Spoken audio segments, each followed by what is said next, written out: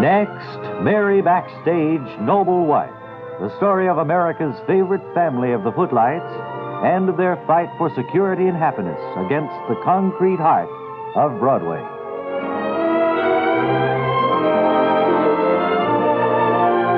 Calvin Hoogevin is chained within a trunk lying at the bottom of Washington River in Skunk Haven, trying to perfect his escape trick for Greg Marlowe's new magic show.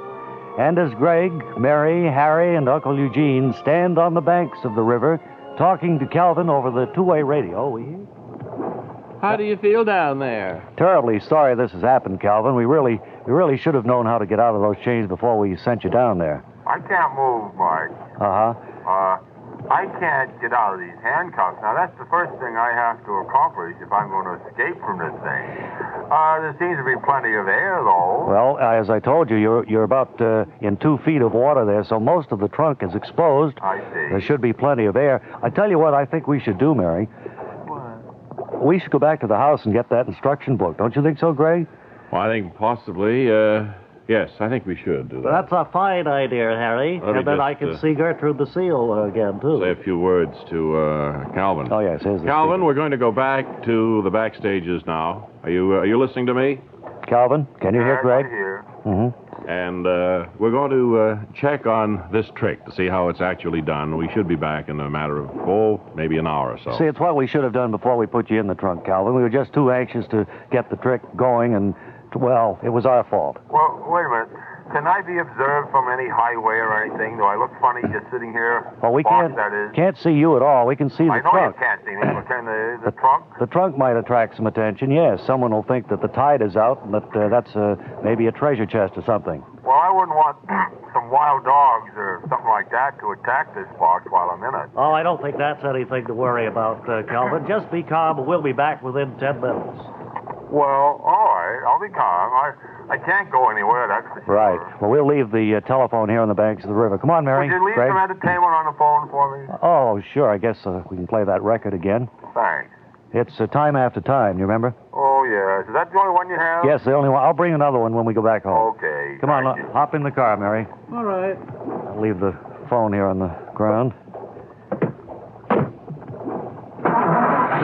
There we are. Everybody in? I'm in. Hi, man.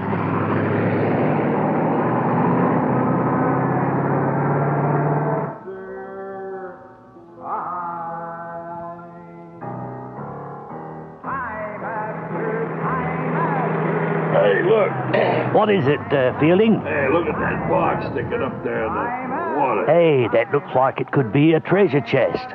Well, let you and me investigate, Eddie. All right, maybe we've fallen on something here. Yeah. Look, there's a phonograph playing into this telephone.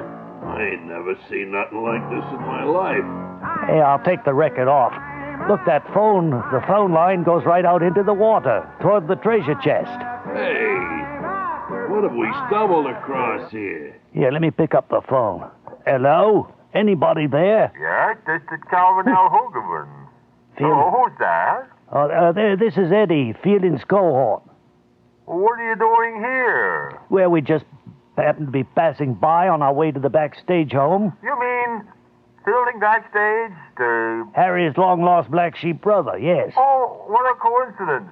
No, they just left me. See, I'm part of a trick. I'm going to escape. Well, I can't escape because I don't know how to do the trick.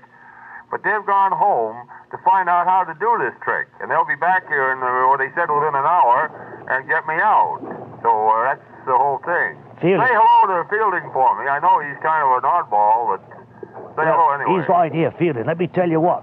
What did he say? They're trying to do an escape trick, and they got Calvin chained up inside the trunk. They've gone back home for the instructions on how to get him out. Hey, have I got an idea for them? An idea? Yeah. What? Let's get him out of there.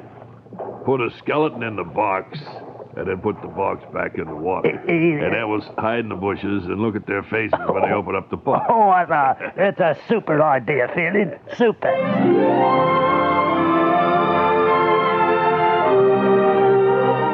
And so Fielding, Harry's long-lost black sheep brother, and his cohort Eddie prepare to release Calvin from the trunk and replace Calvin with a skeleton. You'll want to be here for the next exciting episode when we'll hear Fielding say, There. Aren't you glad to be out of that box, buddy? that's in the next episode of Merry Backstage Noble Wife. Word Carr speaking. With all the polls being taken right now, this promises to be an interesting one. We've utilized our mammoth electronic brain. We call it the Excelovac to locate the most average woman in the United States. And we found her and had her flown here to New York so we can get the opinion of the nation's most average woman on some of the key issues of the day. The lady's name is Mrs. Marguerite Flabish, and she's seated right here with me. Miss Flabish, let me welcome you first to WOR and Bob and Radio New York. Well, it certainly is a thrill to be here. I had no idea I was the nation's most average woman until you people came out and told me all about it. I noticed on the card here that you're from Messer, Kansas, and that certainly sounds to me like an average small town. Well, it is in a way. We've got about 1,600 people in Messer. Uh-huh. I guess the only unusual thing about it is that we have more crime there than any other town in the United States. Is that right? That's kind of an oddity, isn't it? Yes, we had almost twice as many murders as Chicago last year. Wow. Lots of burglaries and holdups and things like that. Everybody in town is as crooked as a dog's hind leg. Well, town sounds a little bit unusual, but I'd say that you appear to be average yourself in height and weight and so forth. Well, let's not start making any fresh remarks. Well, I didn't mean to offend you. It was just an observation. Back home, people are always saying how fat I am. I thought I'd at least get away with it up here. Oh, in well, New we York. won't mention that again. The audience, be kinder. Let's talk a little bit about your family. How many children do you have, Miss 2 Margaret? and a third children. And I think that's one of the reasons why you picked me as being average. Well, that's certainly an average number of children to have.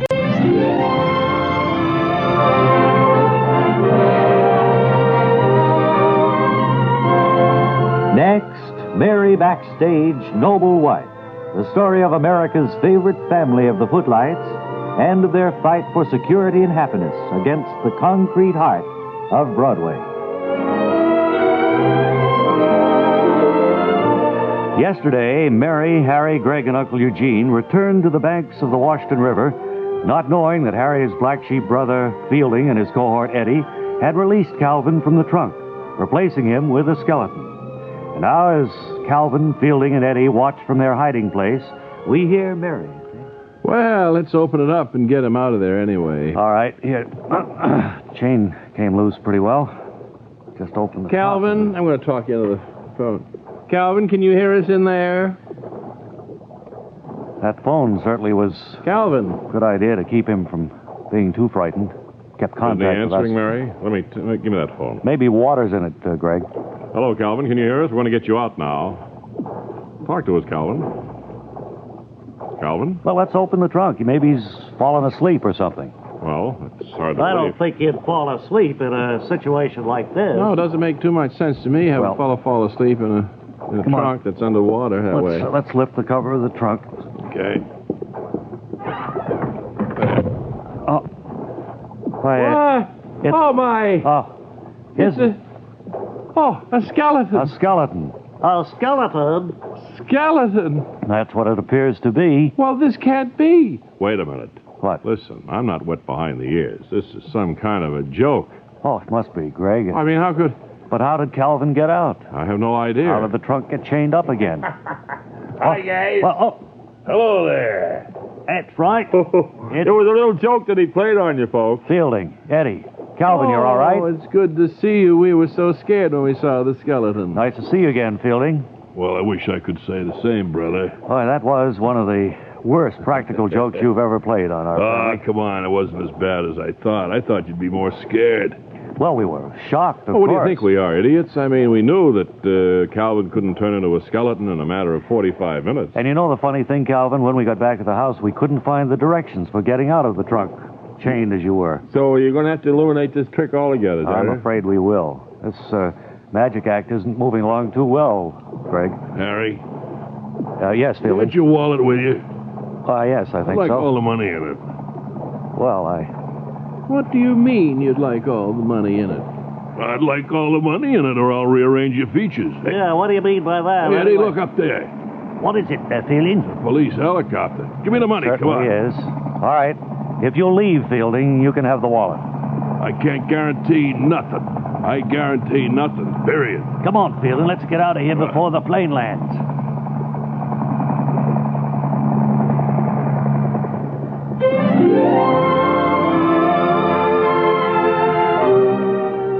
And so, as Mary, Harry, Greg, and Uncle Eugene and Calvin watch, Fielding takes Harry's money and drives away just in time to be out of the hands of the police. You want to join us in our second act an hour from now when we'll hear Mary say, They went that way, officer. that's in the next exciting episode of Mary Backstage Noble Wife. Word Carr speaking. And as promised, here once again with more valuable health tips is the Bob and Ray feature, You and Your Symptoms. And back to answer the questions that some of you listeners send in is one of the nation's top medical authorities, Dr. Arlington Garment. Pardon me, Mr. Elliott, but I think you'd better call me Arlington Garment, M.D., instead of Dr. Garment. Well, don't the two mean the same thing? Well, not in my particular case, no. The M.D. is a legitimate abbreviation for Maryland, where I live, but I still can't get a license to practice there or anything else. So for the time being, I'm not quite a doctor exactly. I understand. Well, of course, I wonder how many other people who tack an M.D. onto their names are really just quacks like yourself who happen to be from Maryland. Well, Mr. Elliott, I'm not a quack. I'm merely under indictment for malpractice in 6 states. Oh, that's okay. all. Well, that explains it.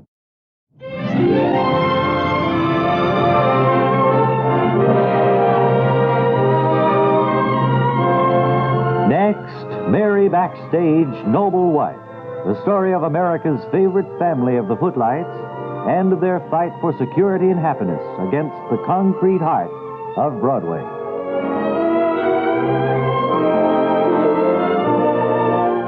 In our last episode, Greg decided to call off plans for producing a magic show and left for New York City. And it's a short while later now as Mary, Harry, and Uncle Eugene stand in the midst of Mary's marigolds watching Calvin Hoogovan mow the lawn. And we hear...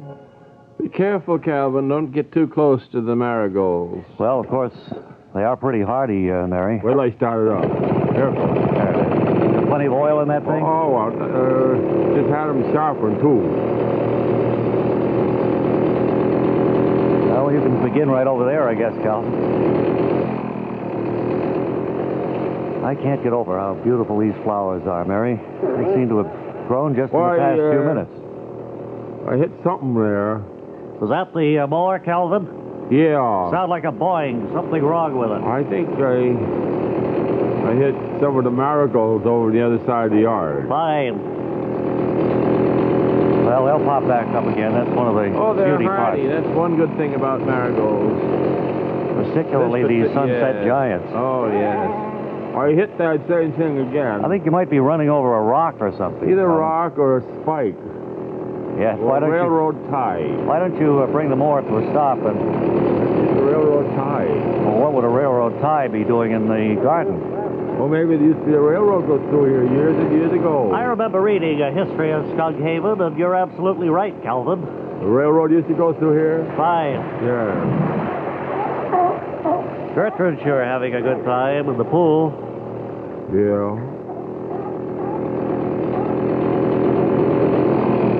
Why don't you put some ice in that pool, Gertrude? That's a good idea. Have you got cubes in the refrigerator, Mary? Yes, help yourself. Fine. I'll be right back. Fine. Well, we might as well go inside, too, I suppose. No need to stand out here watching Calvin. I don't know. I get some kind of a thrill out of watching him go up and down. Did you run out of gasoline? Oh, no, he's way over the far side of the yard. He's cutting his own lawn there. Using our gasoline, too. Yes. Over here, Calvin.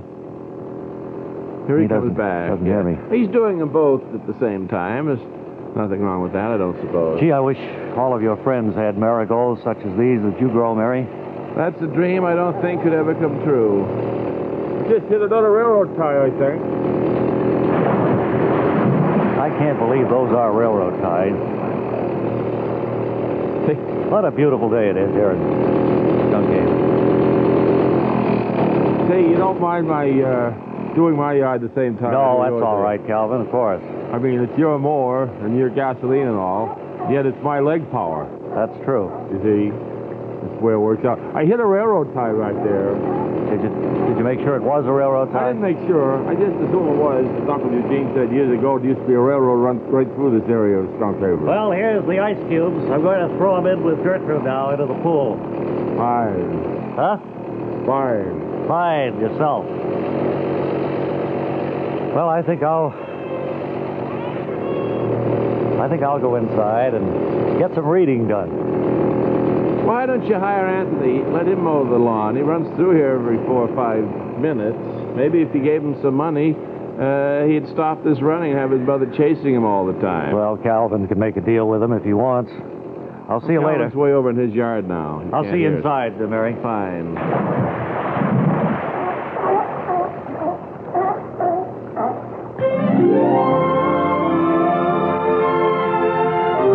And so, as Calvin mows the lawn, our friends go about their separate ways, Mary remaining in her beautiful marigold garden.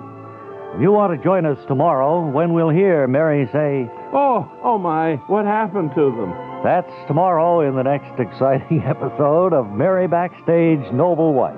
Word Carr speaking.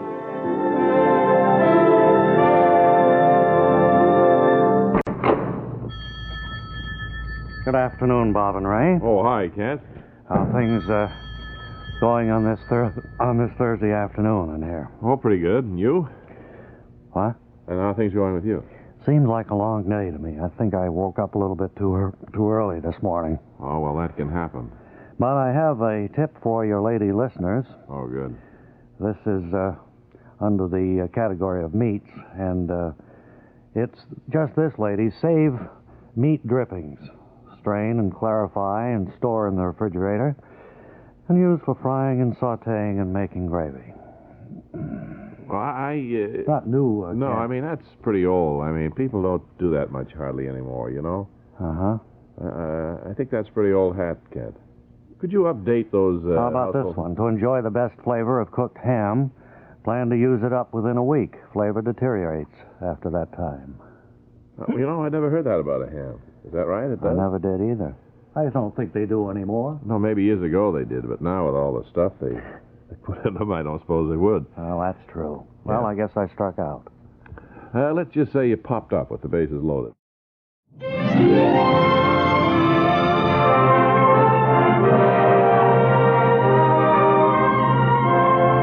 Next, Mary Backstage Noble Wife. The story of America's favorite family of the Footlights and of their fight for security and happiness against the concrete heart of Broadway.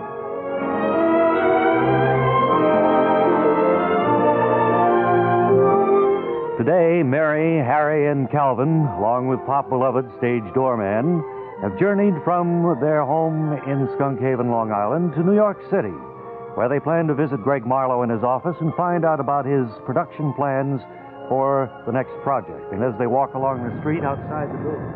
It's been a long time since we've been here in the city, isn't it? Yes, certainly has. Yes. Hasn't changed too much, though. I wonder what Mr. Marlowe has in mind for us. Well, I don't know. Greg sounded as if you were quite excited about whatever the project is he's decided on. Hope it includes me. Yeah, I hope it includes me, too. I'll kind of be ready to get back to the boards again. Well, I'm not much of an actor, but I can learn my lines anyway. You know, just so I don't stumble on the stage. That's the big thing with me. Just don't bump into the furniture, like well, they say. that's what somebody said. I remember in one play, do you remember when I sat down and I missed a chair? Yes. That was kind of embarrassing, though. Well, you covered it nicely. You Oh, said, yeah, I guess I fell down. Then I said, somebody must have moved the chair. Yeah. What number Fifth Avenue is this, Mary? Do you remember? No, I don't. Must be right along here It somewhere. has to be in this block. Right. Yes, it does. Here it is. This is it. Oh, this is it. This is There's it. the sign. Greg Marlowe Productions, 48th floor. Right. Okay. Go in. He's going to be mighty happy when he sees those Mary Backstage marigolds you're bringing to him, too. I hope he likes marigolds. They'll look good on his desk. Here, into this elevator here, Mary. Okay. Calvin. Forward. Downward. No more elevator operators. You have to push the button now, right? Yep, everything's I'll stand on my self-service. tippy toes and push 48. Right. There we go. Dum-dee-dee-dee-dum-dee-dum, Miami shores.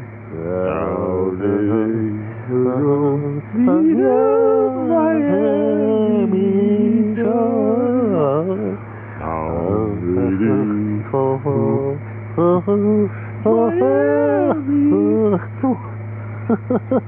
Haven't had a good laugh for so long. I love that song.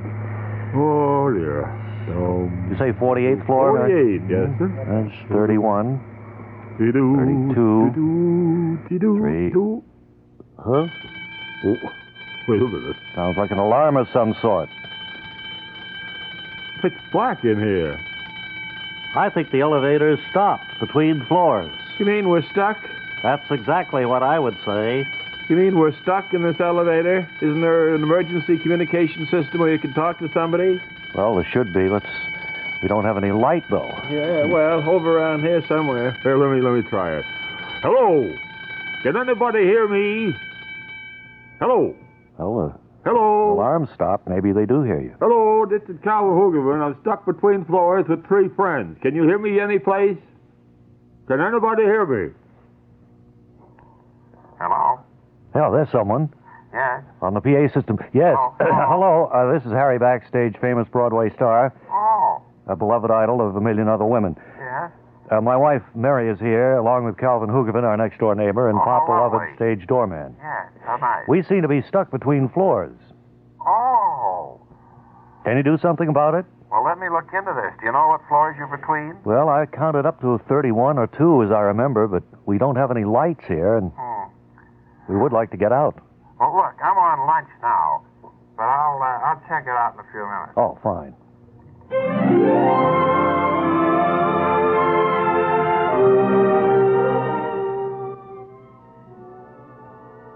This is Wirt Carr reminding you to remember to send for your Mary Backstage Marigold seeds.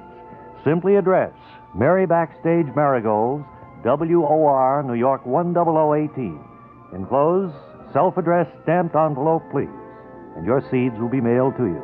And be sure and join us tomorrow when we'll hear the elevator starter say, There, that ought to get you out of there.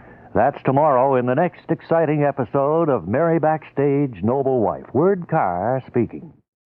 We pay another of our regular visits to the basement workshop of Fred Falvey, the famous Bob and Ray do-it-yourselfer. Fred, I noticed on the way in that you put a lot of mirrors on the roof of your house since the last time we were here. Yeah, that was a little project I finished the other day with the aid of simple tools and some leftover scrap materials. Our electric bill had been running very high, so it occurred to me to put mirrors on the roof and capture solar energy to heat the house. Well, there's another great money-saving tip for you do-it-yourselfers listening in.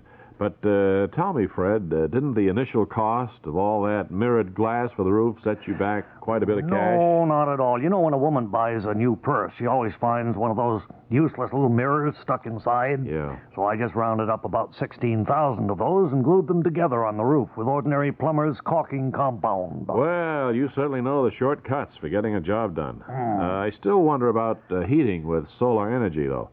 To tell you the truth, it seems, pretty chilly in here to me. Well, that's because we're in the basement, far away from those solar plates I installed. Upstairs in our bedrooms, right under the roof, it stays an even 94 degrees, winter and summer. Oh, there you have it, dear friends of the listening audience. Just another example of better living by doing it yourself.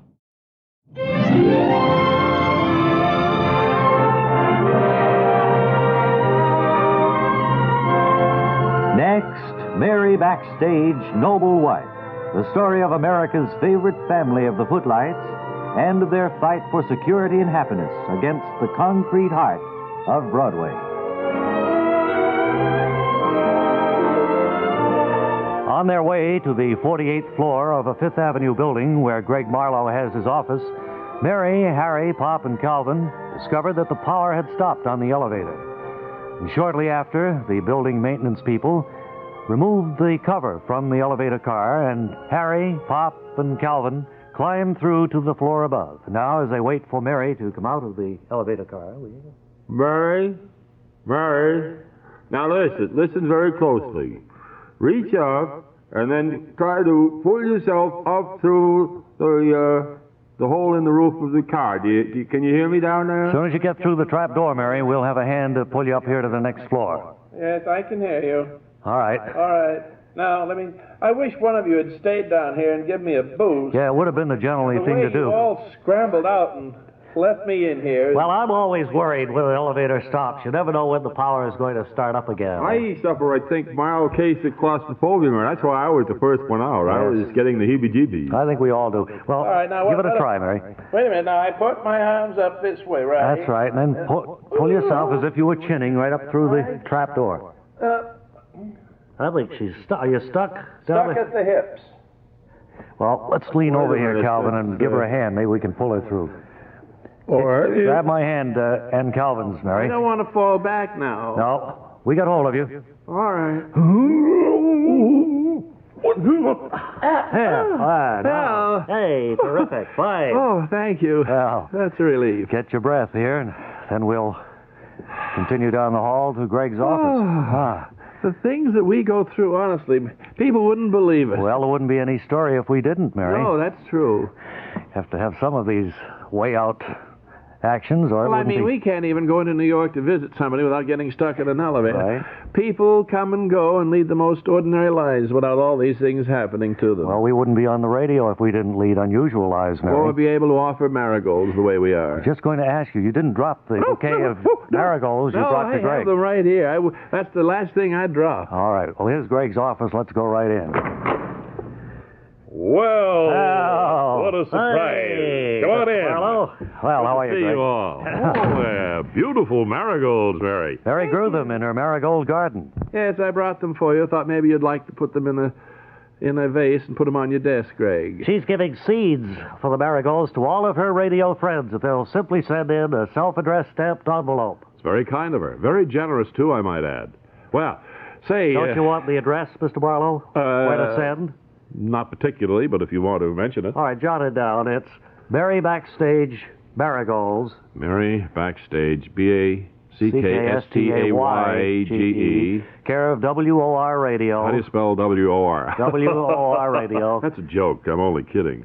New York 10018. 10018. And a stamped self-addressed envelope. Okay, very good. Greg, we've all been wondering just what this new idea of yours is. Well, it's just this, that I've signed us up for a tour of the old Straw Hat Circuit this summer, and we'll travel and present Westchester Furioso down in New Hope, Pennsylvania, and up in Falmouth, Hyannis, and up in Brunswick, Maine. They've booked us. Oh, say, it sounds like a wonderful summer. Dennis, playing all those famous theaters and getting out in the sun during the day. And the Chelsea Theater in the Round.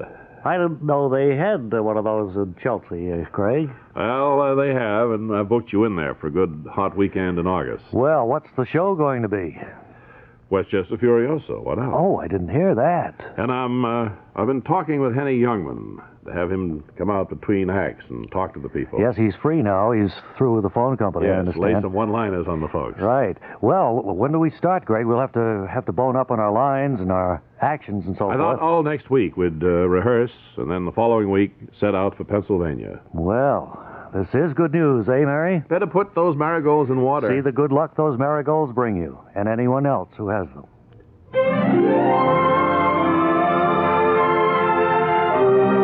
And so Mary, Harry, Pop, and Calvin learn that Greg Marlowe has booked them for a run of the summer theater circuit. And you want to join us tomorrow when we get a hint of the action ahead, when we hear Greg Marlowe say... Now, you all know how to face the audience in that theater in the round, don't you? That's tomorrow in the next exciting episode of Mary Backstage Noble Wife. Word Carr speaking.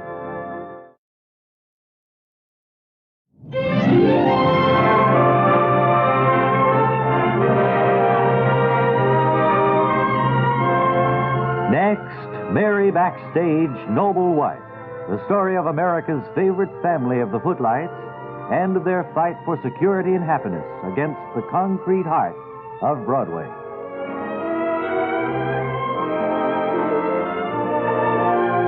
Today, the Backstages have returned to their home in Skunk Haven, where the excitement is high regarding Greg Marlowe's proposed plans to send Westchester Furioso on a tour of the summer theater circuits. And as we join them today, Mary, Harry, Calvin, and Pop, we hear Mary say... Well, isn't this exciting? Certainly is, Mary. Gee, I'd like a piece of old-fashioned apple pie right now. I've got a great yen for it. Oh, me too. I love apple pie. You'll be able to get plenty of that old-fashioned apple pie when you go on the road with Westchester Furioso. I like Hinterlands. apple pie. Yes, I guess I we all haven't do. had it. My family used to have a great recipe for apple pie, but somehow the mother of me hasn't made it for a long time. Well, you better She tell used her. to use just Baldwin apples, you know. They wouldn't cook up and turn into applesauce. They stay nice and firm and soft Sure. and Oh, delicious. great. Oh, boy. Oh, there's the doorbell. That must be You know, the I tailor. like apple pie hot and I like it cold. I like it without ice cream and I like it with a la Cheese, mode. and with cheese. A little piece of cheddar cheese sometime. Did I hear a doorbell? Yes, I think that's the tailor we're expecting. He wants to fit us for some new clothes for the show. Come in. How do you do? I'm Mr. Weazenby, Taylor. Yes. I presume you're Mrs. Backstage. Yes, I am, and this is our next-door neighbor here. This is Calvin Hoogerman. How do you do, Calvin? How do you do, Mr. Weedenbeed? And I'm Harry Backstage, famous Broadway star, beloved idol of a million other women. How do you do, Mr. Backstage? What are you here for? I'm here to measure you for the new costumes Mr. Marlowe wants in his play, Westchester Furioso. You talk, Sounds like Truman Capote to me. well, I don't know, talk kind of funny. Well, who's going to be first? Well, I suppose me, what kind of, do you have... I'm the famous Broadway star, beloved idol of a million other women. Well, I don't care. I just thought I'd volunteer to get it over with first. If you want to have... Okay, go ahead. Okay. All right, what part are you playing, Calvin? I don't know. I haven't seen the script or anything. Does it have any listing for me? Oh, it says gorilla suit. Oh, right. Well, we don't have to measure for that. It's only one size fits all in gorilla suit. Oh, really? Well, how about the neck? I don't want... one thing, walking around with a gorilla suit, if the neck is loose and you can see the fellow's T-shirt underneath it, it spoils the illusion. Oh, it takes away from everything that a gorilla suit is supposed to stand for. So, will you measure my neck and my sleeves, too? We'll adjust it when you come into the fitting room. Uh-huh. Now, Mrs. Backstage, Mr. Marlowe said you'll wear the same costumes you had in the other production. Oh, I forget what they were. Do you have any listing of what it is? Well, it was a tutu. I beg your pardon. The tutu, that's your ballet outfit, The tutu, Mary. you know, where you dance around in a tutu. Oh, yes. You remember that. Yes. I'm just thinking of apple pie. And, What got me going on apple pie? I wish I had an apple pie just sent to me. Yes, I wish I did too, Mary. I'll go along with you on that. Yes. Certainly would go right sure just would about love now, it. or in about 20 minutes from now. Maybe middle of next well, let me week. see, Mrs. Backstage, you're about a perfect 42, aren't you? Yes, I'm 42 regular. All right, mark that down in the book. And this must be Pop Beloved. Yeah, that's right. And are you going to do your dance, Pop? Yes, I am. I was going to ask you to make my leotards a little bit looser than they were in the last show. Yeah, because he had a little trouble when he would do his dancing. I see. Well, I'll just make a note to let out the leotards. Want to see the dance I'm going to do? I'd like to, Yeah, it wouldn't do any harm to practice a little bit. Let's hear it. Well, I've got a little time. I'll sit down and watch it, too. Oh, You can see now how he'd had trouble with a tight leotard during those sets. certainly I can see. Watch this. I'm going to jump up on the piano. Oh, Pretty good, Bob. Very good. well, I think I've seen enough, folks. I'll see you next week at the fitting room. Uh-oh.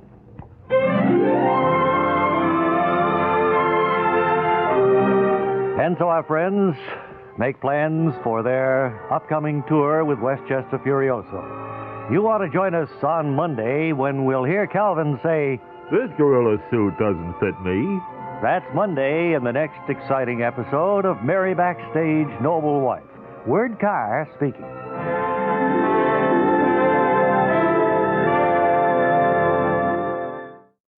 Right now, the Bob and Ray Psychological Laboratories invite you to test your personality.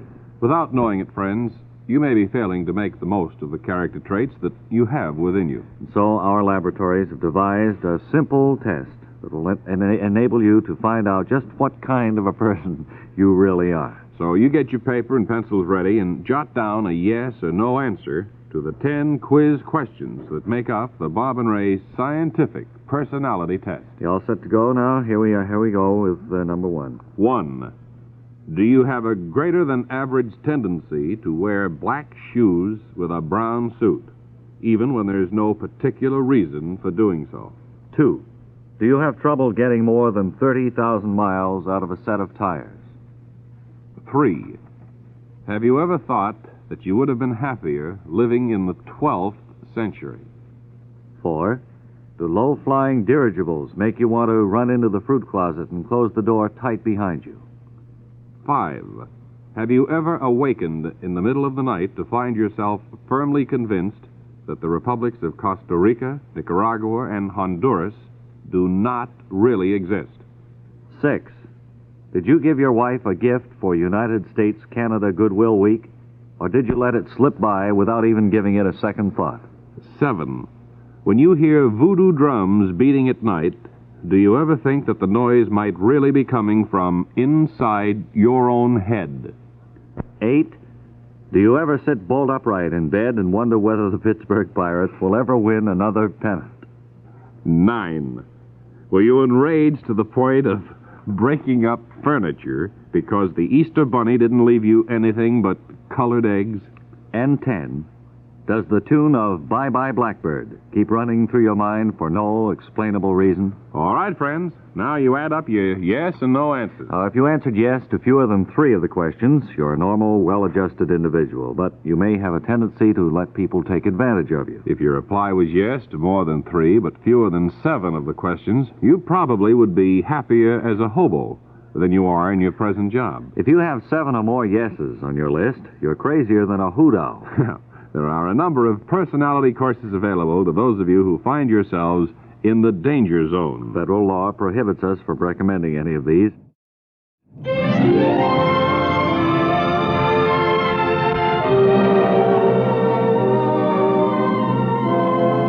Next, Mary Backstage, Noble Wife, the story of America's favorite family of the Footlights and of their fight for security and happiness against the concrete heart of Broadway.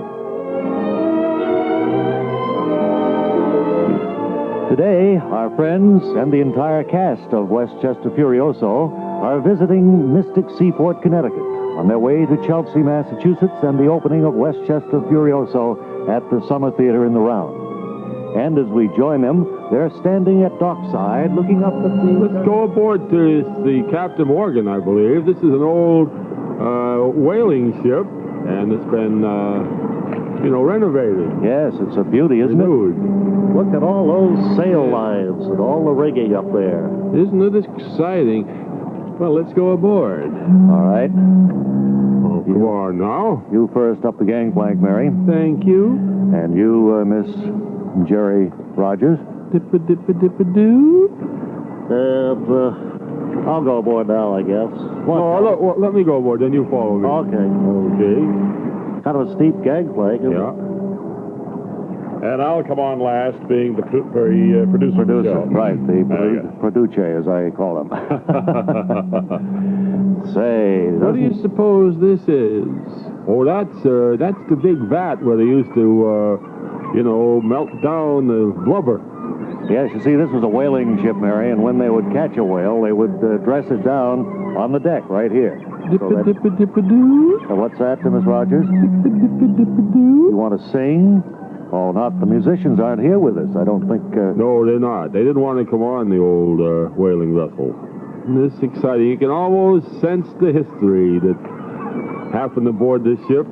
Oh, must be 100 years ago. Oh, I guess so. This used to go out of New Bedford, Massachusetts, I read somewhere. Is that so? And they'd be gone for years, Oh, sure. When a whaling ship took off, they really didn't know how long they'd be gone. They'd stay out until they filled up the halyards with their blubber juice.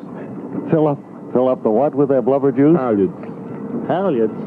I don't think that's the right term. He means down there below decks. Yes, the vats, I guess you could call them. I don't know what you call them. I thought it was the halyards. Does this vessel seem to be moving to you? I have a vague sense of being propelled over the water, yes. I think it's just the sensation you get when it's tied up here at the dock. Dip-a-dip-a-dip-a-doo. What's that?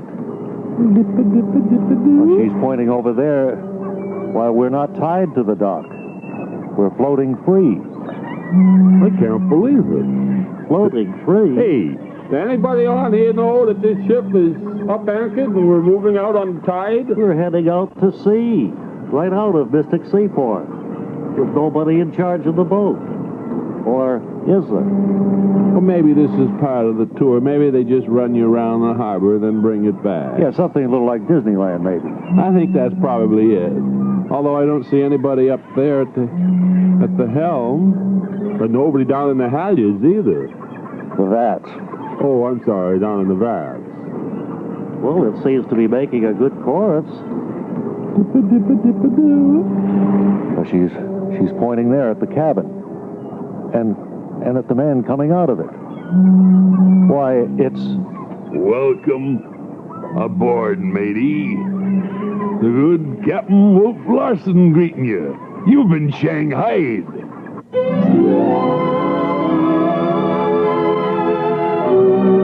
And so our friends discover that they're aboard a vessel captained by Wolf Larson.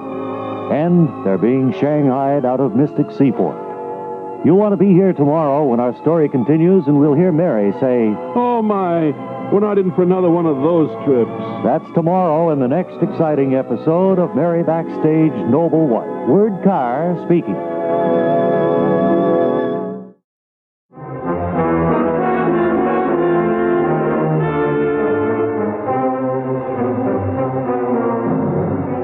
John Hamilton Bostock, the millionaire man.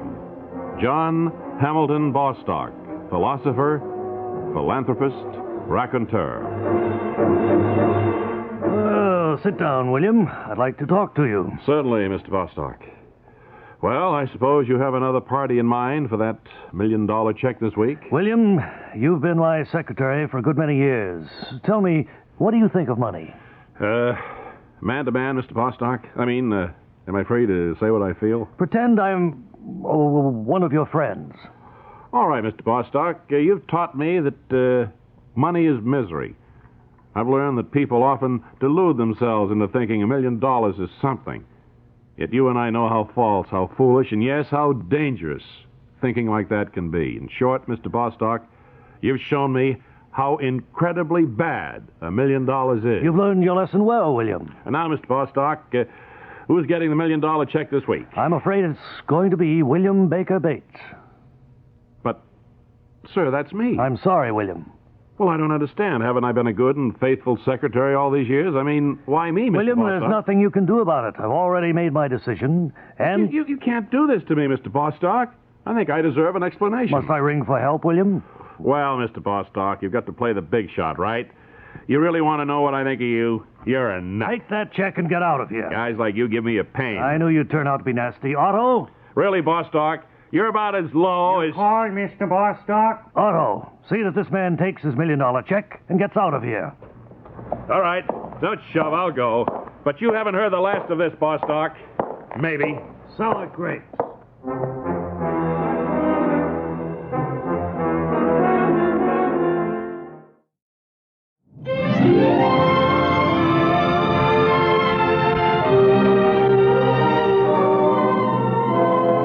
Next, Mary Backstage Noble Wife, the story of America's favorite family of the Footlights and of their fight for security and happiness against the concrete heart of Broadway.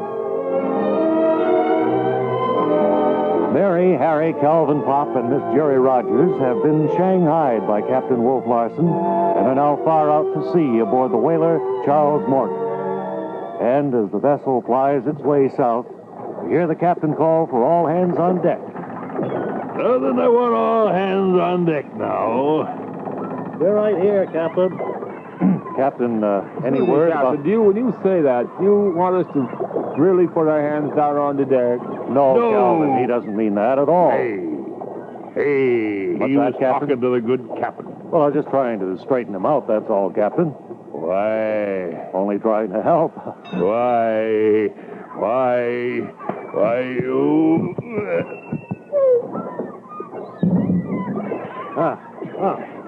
Help me up, Calvin. Oh, did he hit you a good one? No, just kind of glanced off. Now then, I want your attention, mates. We're heading out to sea. Our port of destination now is Yokohama. Yokohama? Yokohama? Yokohama? But why Yokohama, Captain? That's where we be going. We got a whole full of transistors here. How do you expect to get rid of them in Yokohama? That's where they want the Why, you... Help me up again. Boy, they're really mixing it up. That captain is a mean one, all right. He sure is. Now then, mate, you talk when you're talked to. Watch out for that boom, Captain. It's swinging right to your head.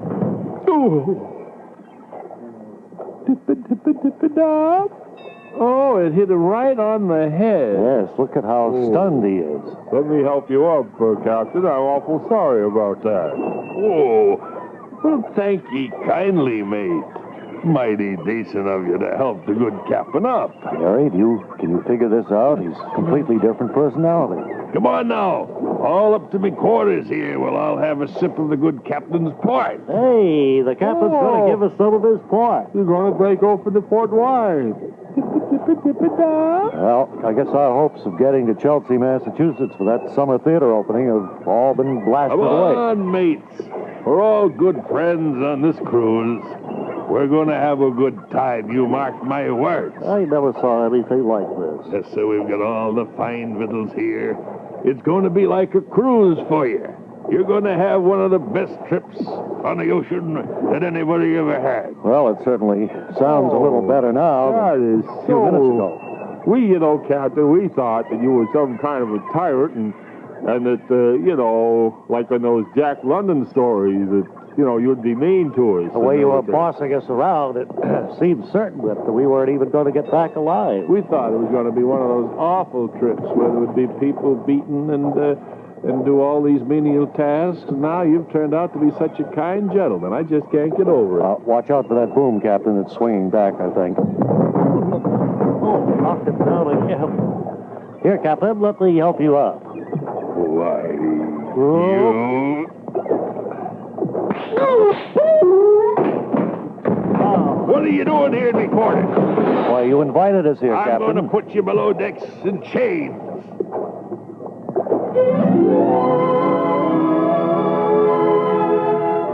And so Captain Larson suffers a strange change of temperament and has decided to put our friends in chains.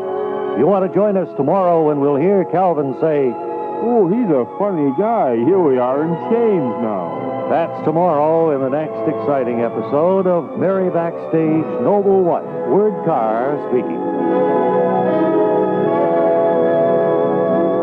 Here once again with more valuable health tips is the Bob and Ray feature, You and Your Symptoms. And this from a man who says, I'm troubled with such keen vision that I have to wear special glasses to make things look as blurry as they do to the average person.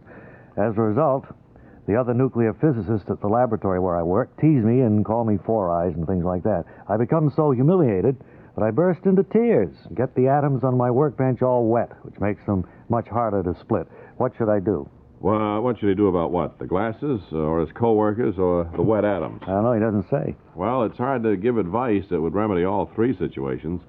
But clobbering the other physicists with a good uppercut right to the choppers would start off a good start. Yeah, I think that's the only sound medical recommendation you can make to anyone who's so ambiguous, huh? Oh, he's ambiguous, too? I thought he just had eye trouble. I think our time is up today, Doctor. Oh, it is really? It just seemed to fly by today. Didn't it? Oh, I hope all of you folks at home will join us again next time when Dr. Arlington Garment, M.D., will offer more proof of his incompetence on You and Your Symptoms.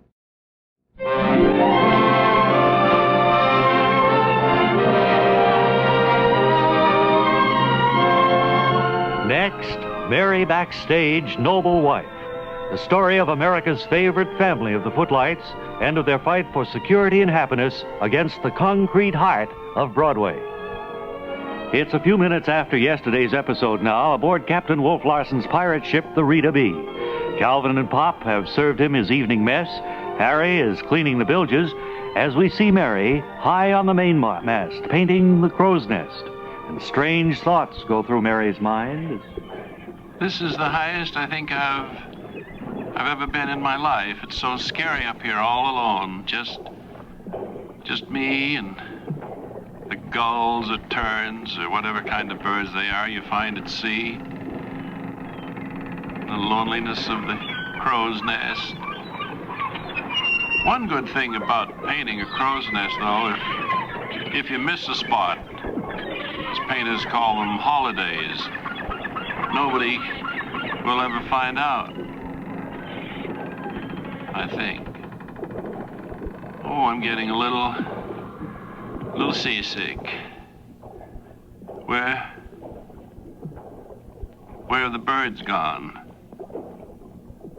Where is everybody? It's so still and quiet, as though we were in the eye of a storm. Oh my. Oh! It's a downpour. Mary, it's me, Harry. Oh, yes. I'm here too, Mary. How do I get down from here? I don't know. Where's Blacktooth Pemberton? Maybe we should call him to help her down. I haven't seen anybody. I've just been up here getting sick as can be. Well, that mast is swaying crazily back and forth, Mary. Almost 180 degrees from one side to the other. Oh, here comes Captain Larson, Mary. Hang on. Captain, are we in some kind of a storm? Why, matey, this be a rainstorm. We just sailed through the eye. When you get down near dry Tortugas, you run into this kind of weather all the time. Well, we've got to get Mary down. Keep on to painting up there, ma'am. I want that job done. But she can't paint in this kind of stormy weather, Captain. What do you mean she can't? Why... Look. Better not argue with the captain, Harry. Is there any way we can't get her down, Captain Larson? Not until the job be done. There's a tarpaulin up there, Miss Backstage. Cover yourself in the crow's nest and keep painting till it's done. Cover yourself with the tarp, Mary. Why, I can't do that. I'm sick. I want to go home. Well, there's no way you can come down until the job's done. I want to go home. Tell her she ain't going home until that job is done. You're not going home until the job is done, Mary. And we sail around the world. Even if we sail around the world. 3 years she's going to be on this bloomin' tub with me and you and all of us. 3 years? 3 years. 3 years? Before the mast.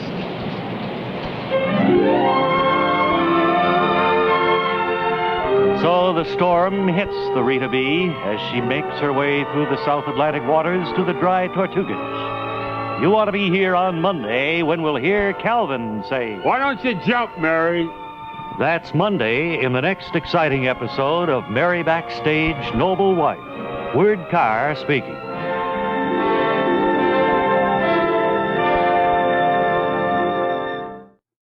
We wish to thank the Great Northern Popover Works, makers of Aunt Sophie's quick frozen, easy-to-heat, yummy good popovers, for relinquishing their time in order that the preceding public service program might be brought to you. Aunt Sophie's Minstrels, usually heard at this time, will be carried next week over Radio Luxembourg.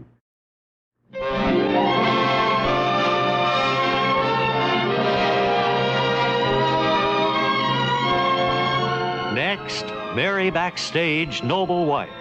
The story of America's favorite family of the Footlights and of their fight for security and happiness against the concrete heart of Broadway.